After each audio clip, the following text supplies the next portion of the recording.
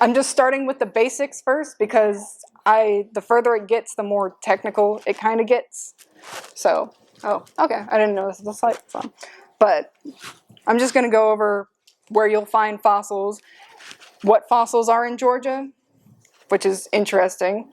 I'll have a little blurb about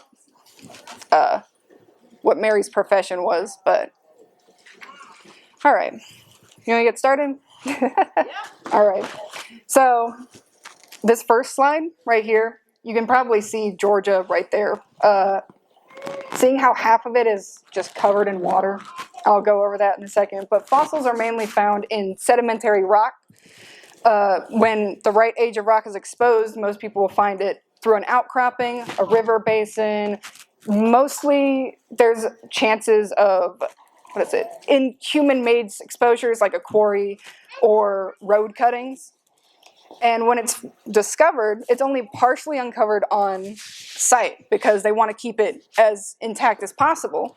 So what they'll do is they'll either remove it individually or in blocks to keep it. They usually weigh a lot. I'll be honest with you, they weigh a lot more than you think they do because they have to keep the whole rock surrounding it so that they can take it back to the museum and prepare it properly. So, and they have to wrap it up in plaster and all that because they're surprisingly very fragile. Despite being made of rock, they're very, very fragile, and any small bump or fall can actually just destroy tons and tons of important information. But they'll take it to a museum, and they'll put it in a laboratory, and they'll use tools that are usually similar to tools that you would use at just whatever project you're doing. A Dremel, they'll use a Dremel, they'll use toothbrushes, they'll use regular old brushes, anything that would work and it doesn't destroy their fossil. And it could take months, it could take years depending on how the condition is of the fossil. And if you ever go to the Smithsonian, or I went to the Natural History of Denver last year, they have a viewing area where they will have windows into where the fossil technicians are preparing these fossils. And it's so interesting because they're in there with microscopes. They're just going away at these really delicate, sometimes they're Jurassic plants. They're super delicate. They have to be in a very sterile environment. I'll go into it more, but see, I should have been clicking on this. But they'll partially expose it so they know how big it is.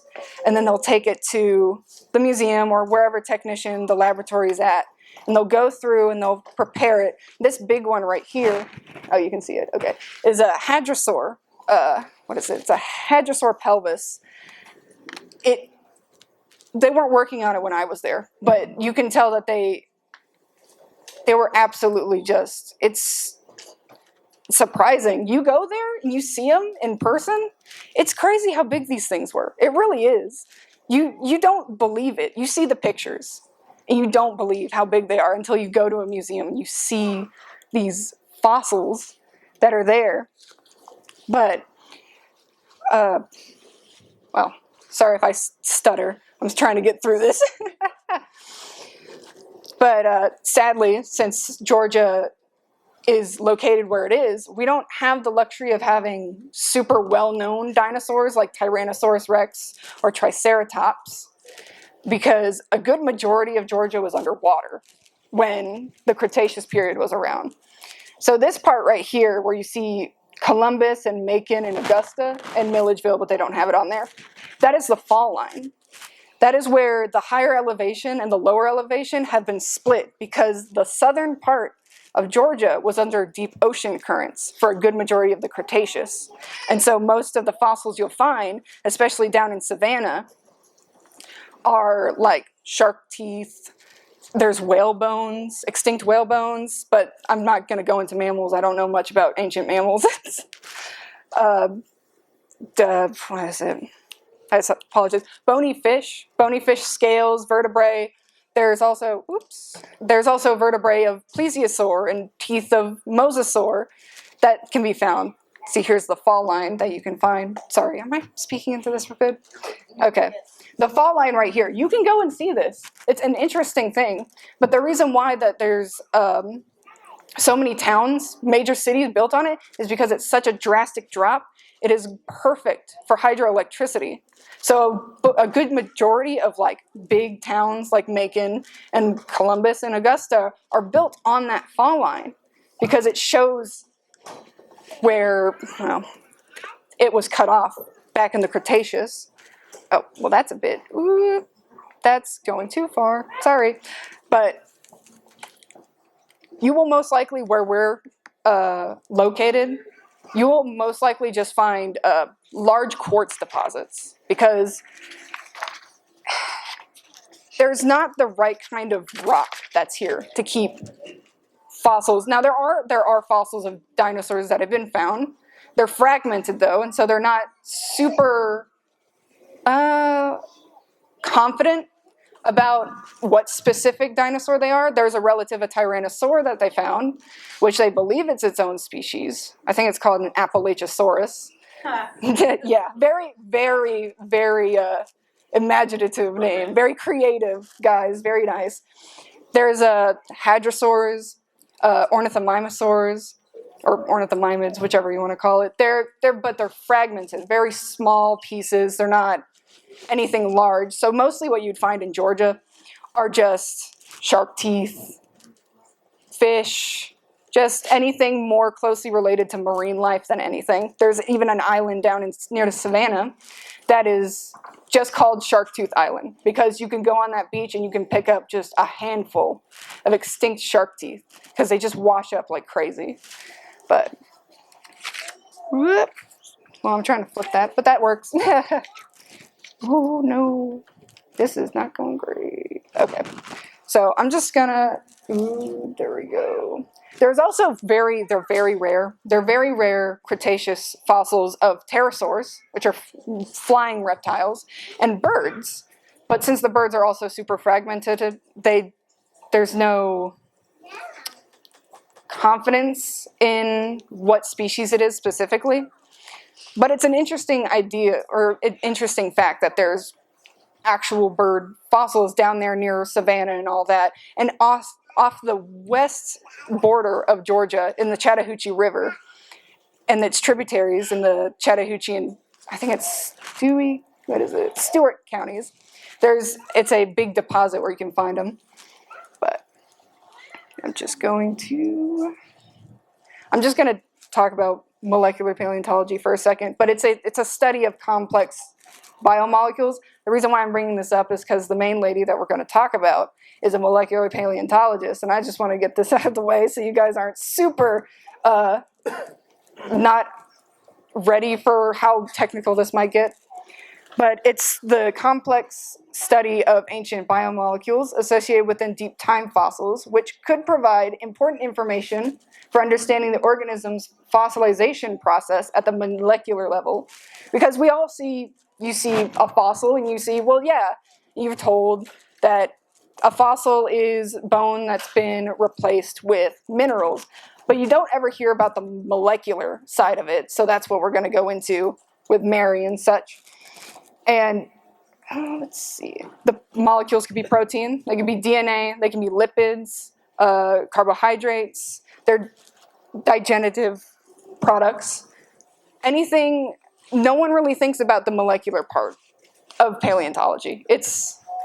But no one really thinks about that. So that's, but what is it? Like the 1990s is when it got really big because of, who would have thought Jurassic Park and DNA and all that. So, but that's just a little blurb on that. So we're going to go into the actual dinosaur part instead of me talking and rambling on about places in the area and such. But this is Boreopelta. It's a nodosaur, and it's most famously known for the mummified specimen housed in the Royal Tyrrell Museum of Paleontology. And it's this holotype, this specific one, was discovered by a miner, Sean Funk, by chance while excavating in the Millennium Mine, which is an oil sands mine 19 miles north of Fort McMurray in Alberta, Canada. And unfortunately, the back end of the dinosaur got, well, chipped away before they even noticed it. But once noticed, they contacted the museum, and when the museum staff was notified, they went out to go and excavate it. But they had to do about 3 days worth of training to be in the mine, and then an extra 14 days to get it out of the mine. But you think, oh, well, it looks great, right? It's a great preservation. Do you know how long it took? Do you know how long it took to get this nodosaur out of the rock? It took 6 years to get it out of the rock to look as exquisite as it does. It took 6 years. And and the main guy who did it, the main technician, Mark Mitchell, he is actually, the second part of Boreal Pelta's name is actually named after him because he was the main guy to do the preservation for Boreal Pelta. Let's see if I got a picture. I think I got a picture of him. Ooh, there it is, removing out of the mines. But this is the guy that most of his work was on this one dinosaur that took 6 years. I think it's around plus 7,000 hours or something. It's incredible. And the fact that it exists just takes my breath away. It looks like it's still there. But let's see. It is the most accurate dinosaur appearance because of how well it's done. It's so well preserved that they know what color it is. They know exactly what color it is. This dinosaur was this reddish brown with a bit of different tans to it and a very white kind of stark belly. And that stark belly compared to the dark part up top is called counter shading and is usually used by terrestrial animals or sometimes marine animals to hide from predators. Boreal Pelta was as big as a rhinoceros, around the size, maybe a little bit bigger, and it needed to use counter shading. Counter shading for an animal that big, let me go back. There we go. Counter shading for an animal this big, it's amazing. And the fact that we actually have proof of it being this color,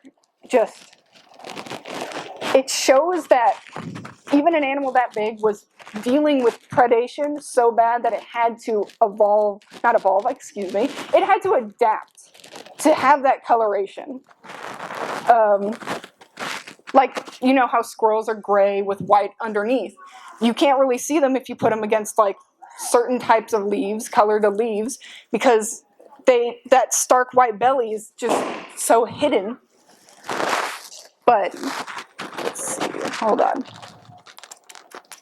It's theorized that the ecosystem that Boreal Pelta was living in the Mesozoic or the Cretaceous, whichever you want to go by, was just full of these multi-ton predators, most likely Acrocanthosaurus. Sadly, I do not have a picture of Acrocanthosaurus, but it means that it was very visual dependent. It's a very visual dependent predator towards this species that it had to counter shading, like a deer or like a squirrel. It's just, God.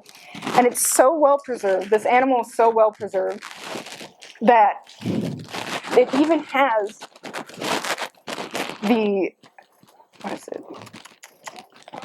it has a coelite, which is considered like fossilized remains of what it's ate.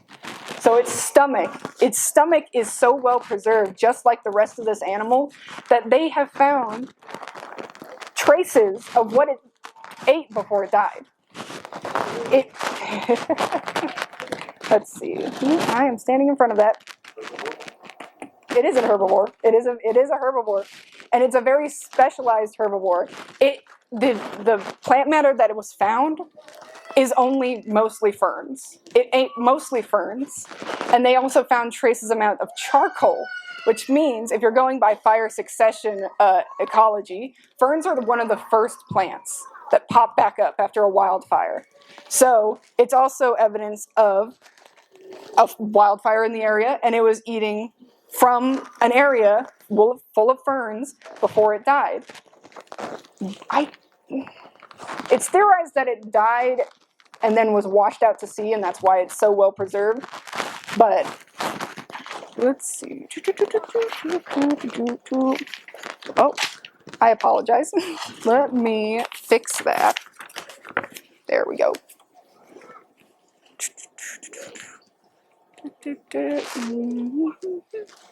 But armored dinosaurs to date, ooh, I'll grab it. So, okay, yeah, it's fine. Armored dinosaurs to date are one of the most reliable dinosaurs to get such great preservations from.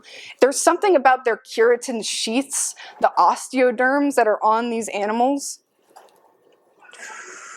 Let's see, that is shown here. That makes it so that there's so many different examples. Can everybody tell what the picture is? Oh, I'm sorry. Yeah. Do you see it? Yeah, Notice, yeah. I apologize. If anyone has like questions in the middle of it, yeah. The head and the spine. Can you tell where the head is? Okay, all right. No, but the lighter colored on that right diagram are osteoderms, which osteoderms, if I remember correctly, means like bone armor, bone skin. So it's a very tough material and is usually made of keratin, which is the same stuff your hair and nails are made of. So, and the fact that it's been preserved so well is crazy. But these are segments from the plant fragments found in Boreopelta. They're not easy to identify because they're at such sharp angles from being eaten. But they are from what they can get from like an epidermal standpoint from their, like the outside and all that, that they're ferns. It's just an ancient fern that they can tie it to. The museum that it's housed in actually has just abundance of like fossilized plants that were around that region to show that this is probably what it ate. If any of these ferns that we have, most likely is what it ate. And I find that interesting that they actually have the fossilization of plants that it most likely.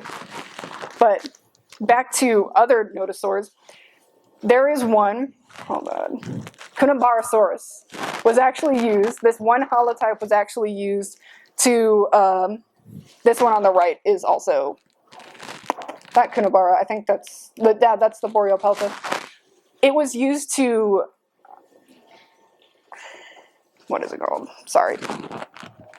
To reference the anatomy of Boreopelta, because it also had a colite, a fossilized stomach contents in it.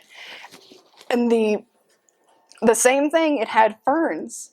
They found traces amounts of like plant fragments that turned out to be ferns.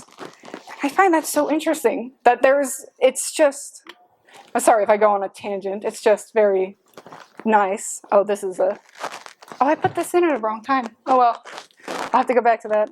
But we're gonna go to this one. That will come later, I promise. That part of this slide will come later. I put it there because it is also an ankylosaur directed. But there's a similar case of the Boreopelta specimen, which is an Edmontosaurus, which is considered a mummy, but it's not actually a mummy. It looks very much like a mummy. AMNH 5060 has the skin impressions on it, so it makes it look like it still has all of its skin somewhat placed on its carcass. Oop, don't do that. There it is. There's a good thing. The skin is actually a mold or impression of the animal before it was softened by water and eventually decayed away. And the way the dinosaur was buried is also similar to the process Boreopelta most likely underwent, almost immediate burial underwater, which prevented scavenging and in turn preserved the body intact. This Edmontosaurus specifically is theorized to have been living in an area suffering from a drought, staying near a riverbed and eating any source of food in the surrounding area, similar to elephants during droughts. It's a very common thing. But its decision must have sealed the Edmontosaurus's fate, even though it is possible to have finally succumbed to the drought. It is also possible that the dinosaur ate the remaining vegetation and instead of venturing from the only water source it knew, just died of starvation. And since droughts affect such a large area and the amount of carcasses from animals dying from a drought is so high, it makes it hard for even the most successful scavengers to even get to it. So it could have been a factor that was put in for it to be in such a well condition, because there's no evidence of any scavenging, nothing of that. It's just the pure, like, mummified carcass of an Edmontosaurus. But it doesn't actually have any skin tissue in it. It's just an impression of the skin. But we do get into, like, soft tissue in a bit. So because it was in a drought, the carcass slowly dehydrated and caused the skin to basically turn into leather. And when the rain finally came,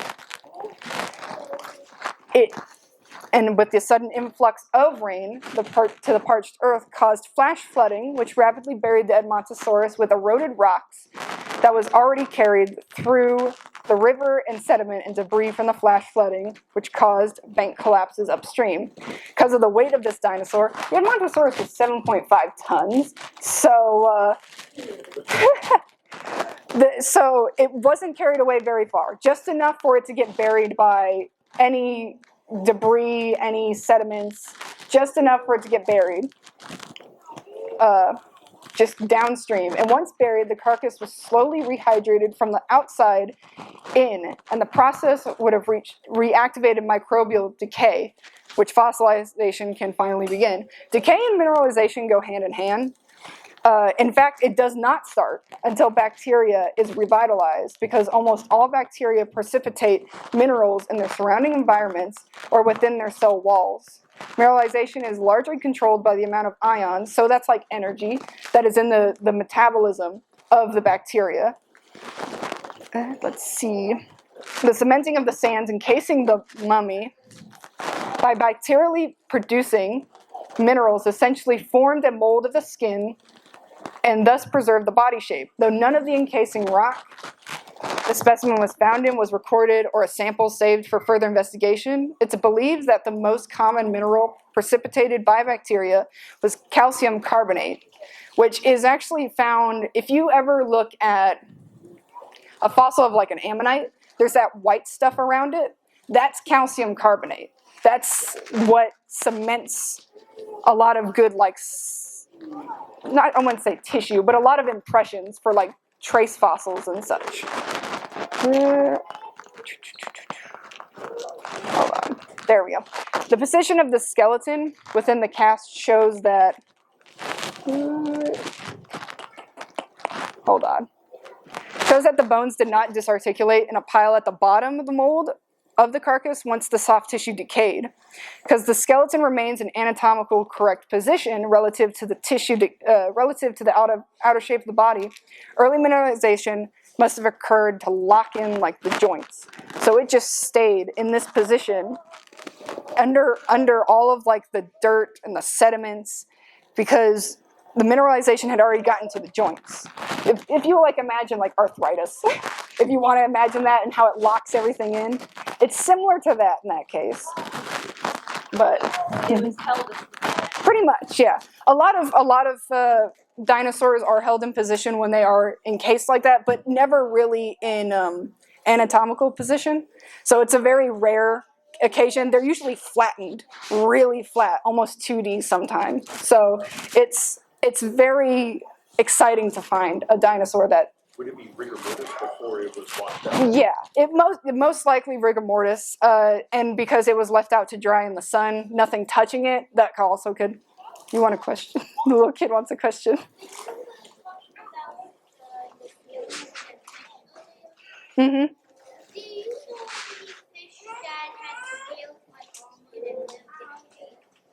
Lived in caves? Lived in caves? I mean, there are fish that lived in caves. They don't. fish aren't really my forte, but there are fish that did live in caves. There is, I guess this is also connected to it, but there is, if you ever want to look it up, coelacanth, which was believed to be extinct, is a still living fossil, is what they call it. But it's a lot smaller than what it used to be. But there are fish that live in caves. They're not, well, the older yeah, coelacanth was really big. Not super big, maybe about the size of like a gar. But coelacanth. That might be it. It might be it. All right. Yay, Sydney. But Fish fossil extreme. fish fossils. I wish, but no, dinosaurs are my forte. So the decay and mineralization was probably controlled by the tissue type, which decompose at different rates. And also going towards the factor of this is that it was in an oxygen-free environment, meaning how would I put this? It was hard for any extra decay to get to it, so it decayed at a rate that allowed it to give an impression of its skin and leave it in this position, compared to a lot of other fossils where they're just left out in the sun, eaten away probably. It's a whole rigmarole, if you want to call that. But there's actually a very interesting Edmontosaurus mummy. It's not the only, the AMNH 5060 isn't the only Edmontosaurus mummy. There's another one. It goes by Dakota, NDGS 2000. Goes by Dakota. Was found in the Hell Creek Formation, which is out there in like, it's like Nevada, isn't it? I can't remember at this point. There's so many different formations, like the Morrison and such. The difference between Dakota and the previously mentioned Edmontosaurus mummy is that Dakota actually does have fossilized skin tissue and muscle tissue, allowing scientists to study more than just their bones. Research done on Dakota by measuring the muscle tissue revealed that the Hadrosaurus had heavier tails and was actually capable of outrunning Tyrannosaurus rex, which is 28 miles per hour. It doesn't sound very fast compared to a lot of other animals that live nowadays, but an animal that's around 7.5 tons running 28 miles per hour, that sounds a bit terrifying.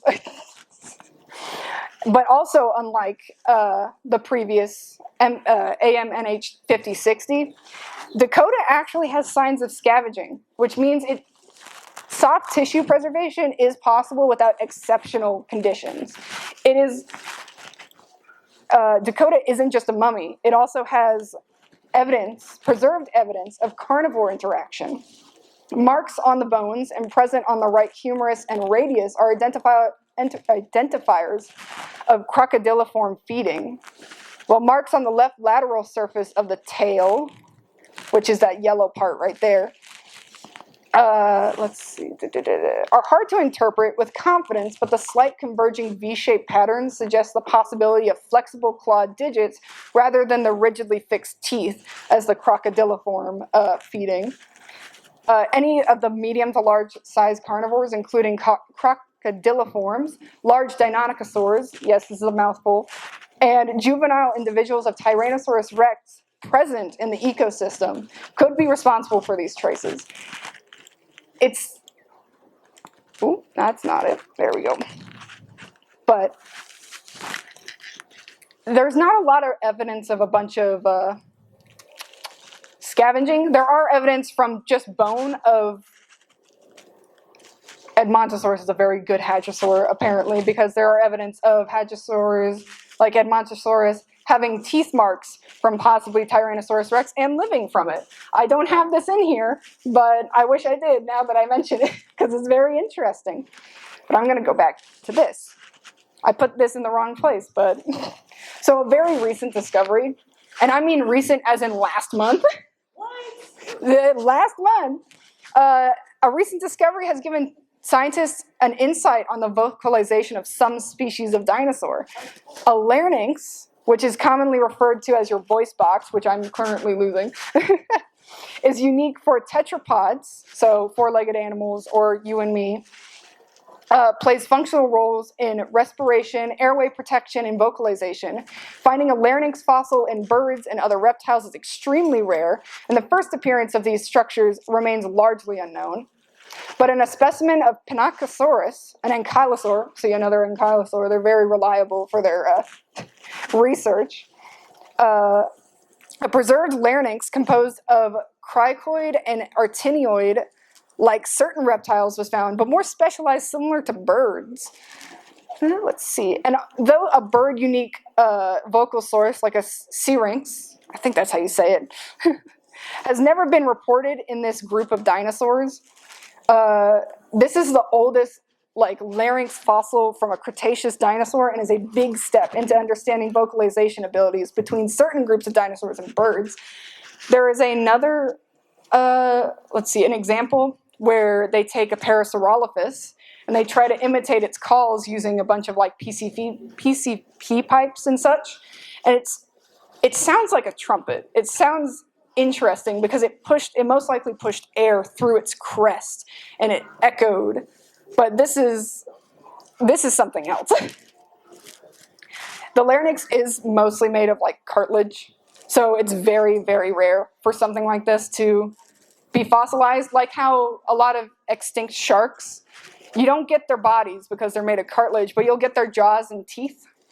So the fact that this larynx was able to be fossilized is just, it's insane. Let's see. The kinds of sounds this dinosaur may have been able to be capable of were loud and explosive. So same as a vocal reptile or some birds. Like, have you ever heard of a crocodile making a sound? Yep. Could be similar to that. Or it could be even complex as a bird call. Not super complex similarly, but it has the ability to. That's what they're talking about. Most likely worked more as a sound modifier like a bird, instead of it just being the source of their sound, like most reptiles. Using their calls for territorial, parental, courtship, and communication with its species. But it's interesting. When I was writing the paper, I was like, oh, well, that's an interesting, thank you. But let's see. Go back to this. There we go. Oh, that's Mary. So what allows soft tissue? Like what we've seen with Edmontosaurus, Dakota, the Notosaur, Boreal Pelta. What allows it to be preserved? Surprisingly, it's in your body right now. It's your iron, the iron in your body. Your blood carries a lot of. You're going to have a talk about blood tomorrow, right? So this is somewhat related. Your blood carries a lot of iron, and what we'll go into next about Mary's Tyrannosaurus rex samples, it shows that iron in the dinosaur's body preserved the tissue before decay. Iron is very abundant in the body, where it's part of the protein that carries oxygen from lungs to tissue. Iron is also a highly reactive element with other molecules, so the body keeps it locked up and bound to molecules that prevent it from wreaking havoc on the living tissue. But once the body dies, the iron is released and begins generating free radicals, a highly reactive molecule believed to be involved in aging, acting like a kind of formaldehyde and making the proteins more resistant to decay. So this is the main person of the hour, Mary Schweizer. I think I'm saying her last name right. She's a woman who specializes in molecular paleontology, and is why I mentioned it earlier. She reported back in, I think it's 2003, that her and her team extracted proteins and blood compounds from a well-preserved bone of a Tyrannosaurus rex, which is pictured here. Not the exact one, but it is a Tyrannosaurus rex.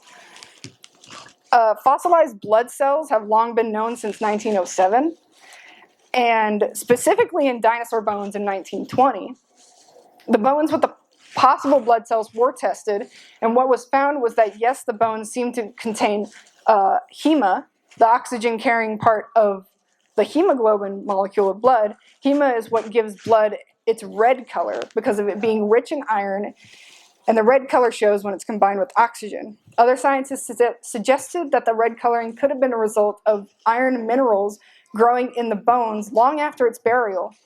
Mary and her team published a follow-up paper in 2005, following their process of dissolving away the calcium phosphate of the hard portions of the limb bones. What was remained with was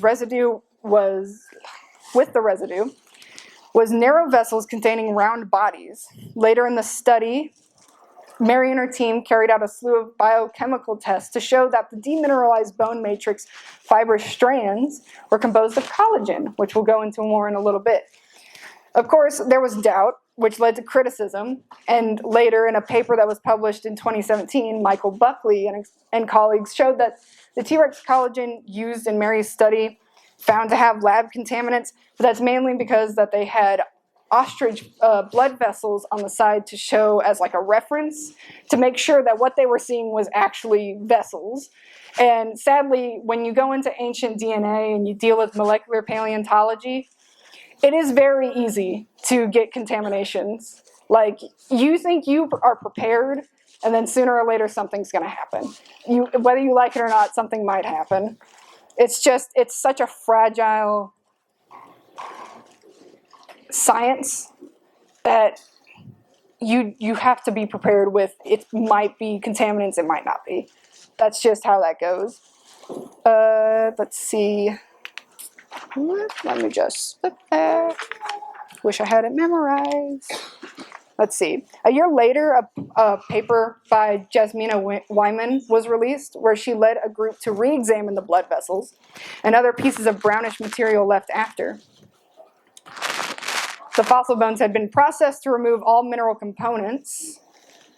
She used sophisticated testing methods and found that the blood vessels and tissue were real, but not made of the original proteins, except possibly the collagen. It had already been, she was correct that she had found blood vessels and skin cells and nerve endings, but they had substantially converted during fossilization. So, there's the exact same picture. I didn't even notice that. It's the exact same picture.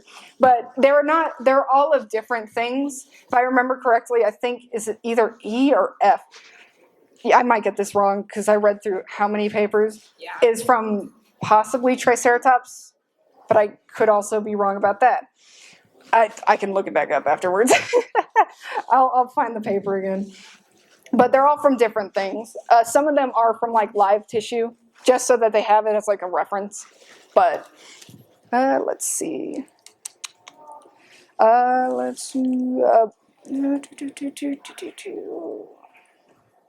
look into proteins in the Tyrannosaurus rex specimen also brought forth the possibility of identifying the sex of dinosaurs using the presence of medullary bones. Medullary bone is a layer. A layer of material found inside of regular bones in birds and can also be found in dinosaur bones. It's a porous and spongy layer that forms inside the bones of females when they are preparing to lay eggs. The bone is full of extra calcium so that the female can use to form the hard shells of the eggs.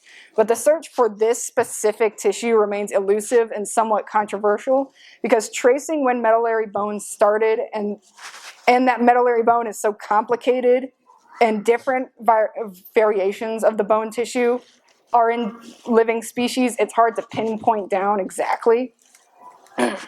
Excuse me.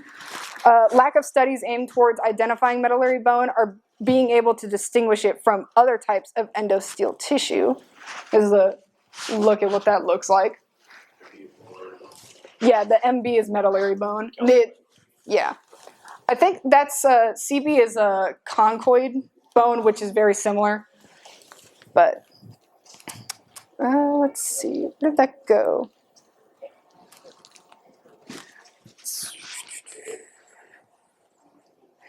It also shares microstructural and development characteristics such as pathological tissue with endosteel tissues, and that's why it's really hard to be for certain that it's actually medullary bone. The Tyrannosaurus rex MOR 1125, a dinosaur currently housed in the Museum of the Rockies and one used in her study, is believed to be a Tyrannosaurus rex because they also, I think it was the main one that they used for the study of medullary bone in dinosaurs. They compared 20 avian bone pathologies of 18 species of several MB samples, seeing keratin sulfate. Keratin is not keratin. Keratin is what your nails and hair and stuff is made of. Keratin is, what is it? It's more of found in your bones. It's what helps with like scar tissue sometimes as well. But I'm not a doctor, so I could get that wrong. But it is used, it can be used as a reliable marker of medullary bone in birds, but soon was found that the reactivity varies among the bone tissue, and some being indistinguishable from MB. And some current pathology samples are comprised of chondroid bone, which is that CB there. And it can be in bone, a major constitute of skeletal pathologies and developing fracture calluses in vertebrates. And beyond chemistry, chondroid bone shares many characteristics with medullary bone. A fibrous matrix, potential endosteel origin, and trabecular architecture. Medullary bone has been considered by some as a type of chondroid bone, since they're very similar. The results of their testing suggest that the presence of keratin sulfate is not exclusive evidence of MB, but rather must be used as one in a suite of criteria available for identifying MB, and thus identifying female dinosaurs. And I just decided to add this in because Mary's involved with it. She's also involved with another thing that's in this, and she's not just like the person who discovered soft tissue, and I love that about her. So here we're going to talk about collagen. So that's fun. So collagen discovered in fossils. Her discovery of this collagen in soft tissue isn't the only one. In 2017, a paper was published about evidence of preserved collagen in an early Jurassic sauropodomorph. This is the sauropodomorph. It is Lufengosaurus. It is surprisingly big. You wouldn't think it. But let's see. The sample of protein preservation was found inside the vascular canals of a rib of this early Jurassic dinosaur. And it's older than the specimen that Mary has. But I'd go into that, but we'll just... Their paper explores the possible methods of identifying organic remains preserved in older fossil materials using microspectroscopic means, rather than attempting to extract any small remaining amounts to be preserved in mid-Mesozoic vertebrates. Sorry if that looks a little graphic. That's just what it looks like. I don't mean it to look very graphic. That's just what it looks like. Let's see. To minimize the risk of possible external contamination of the fossil material, especially during demineralization process, which is basically where they put the bone and they basically dip it in an acid bath for a couple of months until it eats away into the protein that's left over. Let's see.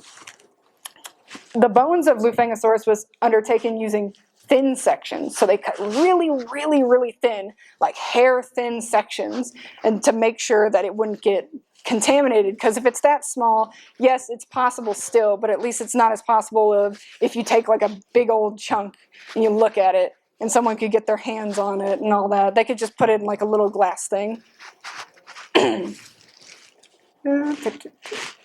It's suggested that the hemoglobin and the resulting hemotype may have a preservative effect on the proteins.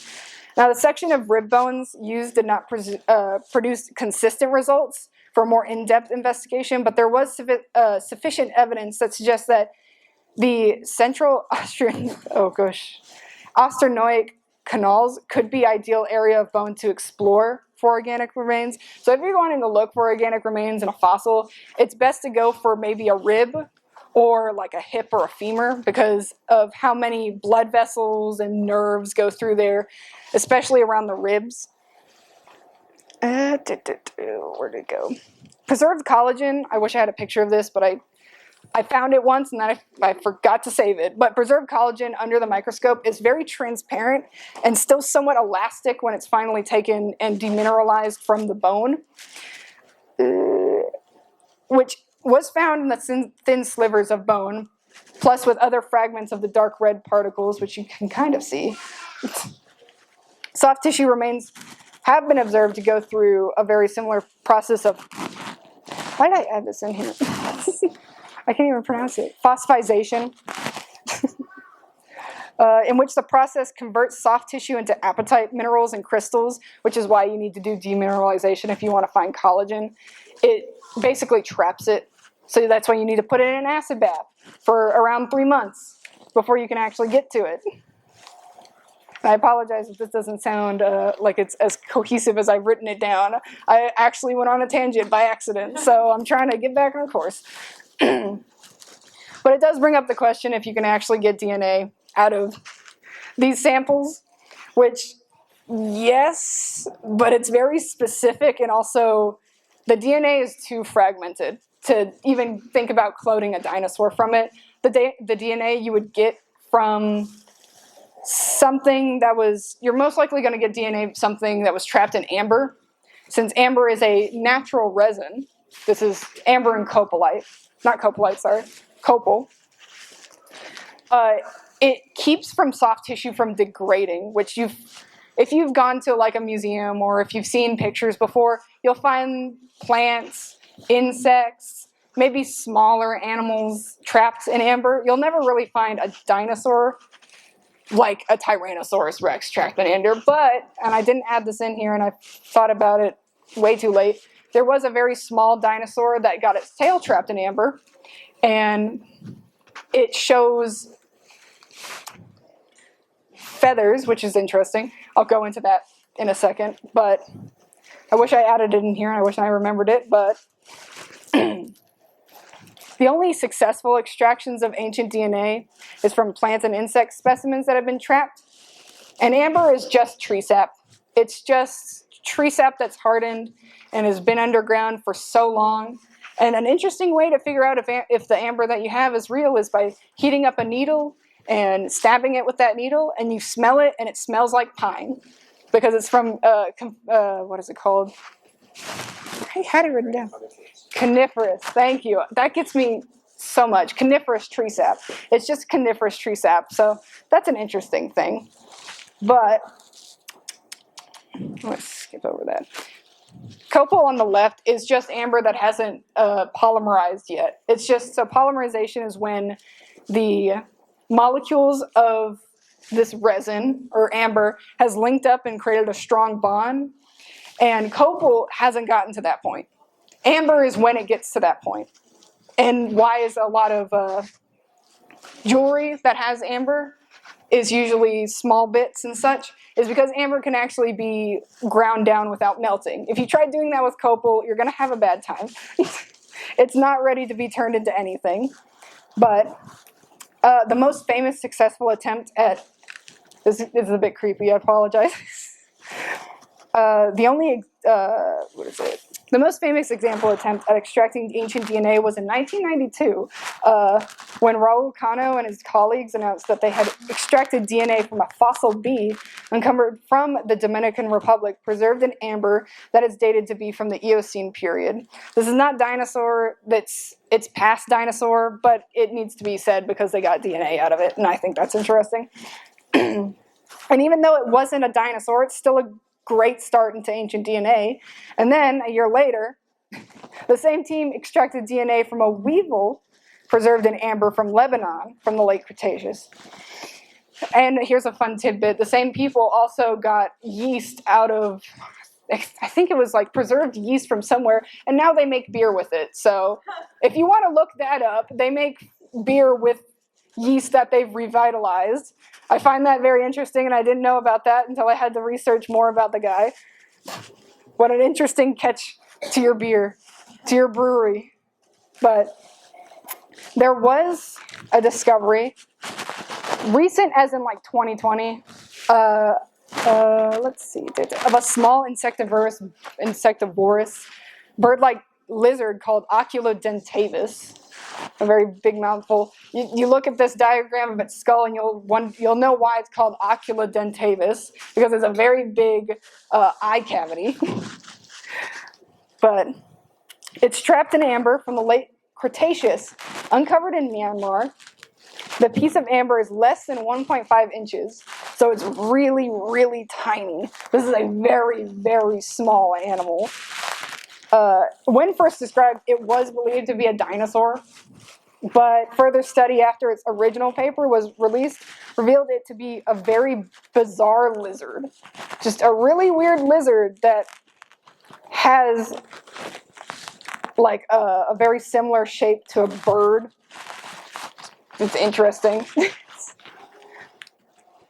As far as I know, they haven't taken DNA out of it, and I hope they don't. Very small, but like I said, its DNA is so fragmented at that point. DNA is such a long genetic code that any DNA you would get from these amber specimens would be probably like the 10th amount of what you would actually need. DNA is such a long code, you wouldn't be able to do much with it. Let's see.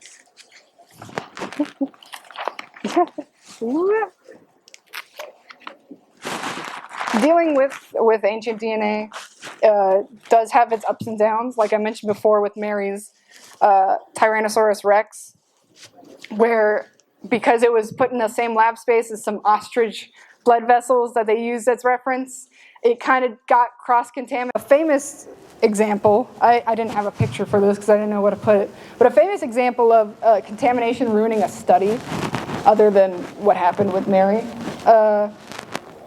in molecular paleontology is by the man Scott Woodward. Scott Woodward, whose main expertise dealt more with mummies from ancient Egypt, led a team in 1994 to try and extract DNA from what he believed to be dinosaur fossils.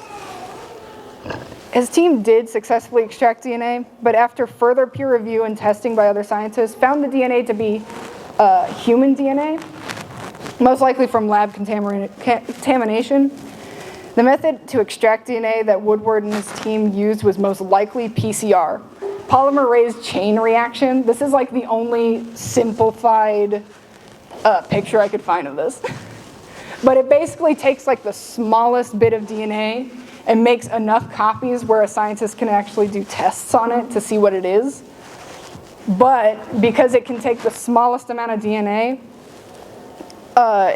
it's easily able to be contaminated by a sneeze or a skin cell or even just, even just samples in the same area as ancient DNA, modern samples in the same area. And because of this, after like the 1990s, they tried a lot harder to keep decontamination to like the top list when dealing with molecular paleontology and ancient DNA and messing and all that sorts. Because they don't want another thing, like you don't want to get people's hopes up when it comes to DNA and ancient bone and all that. You don't want to get people's hopes up, especially after Jurassic Park was a thing. Anytime anyone hears about it, they're immediately thinking, oh, Jurassic Park, you'd make a dinosaur. But a little birdie. Mary wasn't just involved with the T-Rex soft tissue discovery. She also had a hand in a study discussing, and this is a mouthful, Confuciusornis, an early Cretaceous basal bird, and is one of the oldest known birds that has a beak. And the possible molecular evidence of keratin and melansomas. Early birds did exist along dinosaurs and look a little different than what we know. But the team involved with the paper conducted multiple independent molecular analysis of both microbodies in the matrix recovered from the fossil feathers. Their testing found that the microbes, or microbodies, were indeed melansomas, and microbes associated with feathers of early birds were originally identified as bacteria, but have recently been reinterpreted as melansomas. Melansomas found in fossils are different compared to modern birds because they have a keratin sheath around them, which is possible for, as you saw with the boreal pelta, that keratin can be preserved very nicely, but with fossil feathers it's a bit harder if it's not in exceptional quality. But in relation to Confuciusornis, this is the bird from the study that she was a part of. It's interesting death pose it's in. There's the melansomas and the melanin. the beta, that outside part of the darker area is the beta keratin filaments, and the little dark spots are melansomas.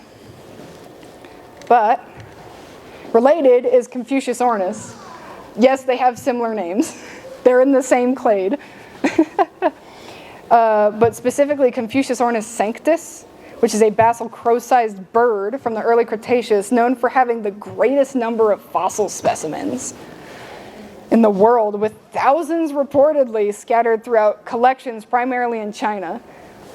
A large number of described specimens from the Confucius ornithiforms clade boast well-preserved soft tissue, like the one that's right next to the little diagram showing how big it is.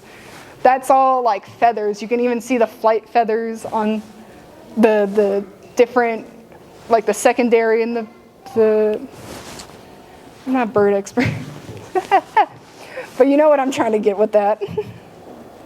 Let's see. So you're showing you're showing birds with the dinosaurs. Yes, that's what I'm showing.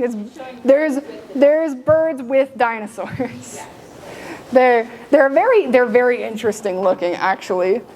It's crazy. They're very vibrant. You really wouldn't think about it, but they are very vibrant looking birds from dinosaur times. But And that's a big deal because the guy from the Gem Society wouldn't talk to me after I said they were birds. it's because it's very hard. And I'll be honest with you, it is very hard to talk, because they existed, but like I said, they look different, and I would have to go into a whole spiel about It's a lot. how it started and all that, and I can't do that. So, but Cretaceous. Let's see. Yeah. So 603 of these specimens belonging to the Confucius ornithiforms are in the collection of, I hope I don't butcher this, Shandong Tianyu Museum of Nature, and were surveyed for preserved beak. So this orange part right here on the right is a beak. It's the keratinous sheath of a beak. But it's overlooked. A lot of them are overlooked because what they look for more is the preserved feathers. They're a lot more visually appealing. And so looking for a beak on an old bird is just not as sought after. It's not as sought after. Not as rewarding. It's not as rewarding. It's very overlooked. It's very trace amounts. You can barely see where it's actually has it on the actual fossil, where it's barely shown. But they believe that melanin could be a factor on why it was preserved so well, but because melanin is such a tough chemical, these are bird melansomas, is the only good diagram I could find of melanin compared to others. It's a very tough chemical that can survive great deals of stress like heat or compression, allowing it to survive in fossils. The key two types of melanin that are mostly found in fossils contain differently shaped capsules called melansomas, which I've mentioned before. There's eomelanin, which is sausage-shaped and gives black, brown, and gray colors, while pheomelanin, which are spherical, gives ginger. Melanin is produced in the skin, passes into the melansomas, and developing hair or feathers through the follicle. In 2008, an important paper released by Jacob Vinther had revealed that he had identified preserved melansomas in fossil bird feathers from Brazil and Denmark. And it led Michael J. Benton, Patty Orr, and Stuart Kierans to test to see if they could find similar evidence in dinosaur feathers, specifically Sinosauropteryx, which is one of the first dinosaurs described with feathers. Which, there it is, little tiny thing, about as big as a chicken. Oh, hello. Oh yeah, no, it's well preserved. It's so well preserved that they know what color it was. It was ginger and white. It had a banded tail and a bandit mask, and you see how. Just like only ones they find. It's because darker melanin is easier to preserve than lighter melanin. See, on the, where is it? see on the tail, it has a banded tail, but you can't really tell. It looks like it's got no feathers on its tail, but it's because it's unpigmented feathers. So the only part that you'll see in a feather that's been preserved is pigmented. So unless there's like evidence of scales on that body part, you're not gonna know if you're only gonna know if it's white. That's it. But since there's evidence of feathers around the same area, it most likely had on this diagram like a banded tail and a stark white body, which, similar to Boreal pelta, was countershaded. And this would make more sense because it's as big as a chicken. And so it definitely needed to hide from predators. And how they figured out what environment it lived in was make a 3D model of this dinosaur with its patterning and put it in different lighting conditions. And this is kind of hard to tell, but what they found is that its patterning was better for areas of direct lighting. So like a grassy plain or a desert, instead of a place that's got diffused lighting like a forest. And that's a little better picture. It also had a banded mask, which, from like some birds, raccoons, it's theorized to have been a way for there not be as much glare around the eye since its face is mostly white. So it has this dark colored banded mask. So it's better for when you live in a direct lighting area. So it doesn't, it doesn't, yeah, it's camouflage, yeah. It's more like Egyptian paint. Like eye paint. It's like a sunglass. Yeah, it's more like a sunglasses than anything. It helps refract light away from its eyes so it can actually see well in the direct lighting that it lives in.